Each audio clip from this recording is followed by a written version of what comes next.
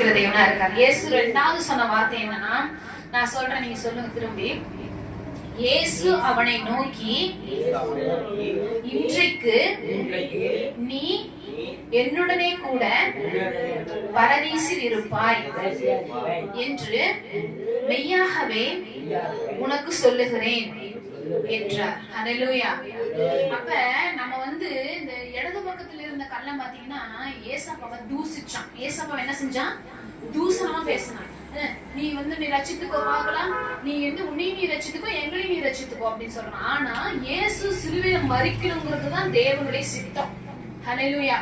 அப்ப வலது பக்கத்துல இருந்த கண்ணன் சொல்றாங்க, நம்ம தப்பு பண்ணிட்டு வந்துட்டோம், ஆனா இவர் எந்த தப்புமே செய்யாதவரு. ஹல்லேலூயா. அப்ப இயேசு ஏதாவது தவறு செஞ்சிருக்காரா? இயேசு எவ்வளவு நல்லவர், நல்ல நம்மளை நேசிக்கிறார், நம்மளுக்கு உயிரே கொடுத்திருக்காருல, அதை நம்ம உணரணும், புரிஞ்சுக்கணும். ஹல்லேலூயா. அப்படி நம்ம தெரிஞ்சுக்கிட்டு ஆண்டவரே என்ன நினைங்கன்னு சொன்னா நம்ம நினைப்பாரு. ஹல்லேலூயா. கர்த்தர் பேசின இரண்டாவது வார்த்தைக்காக கர்த்தருக்கு ஸ்தோத்திரம். ஆமென்.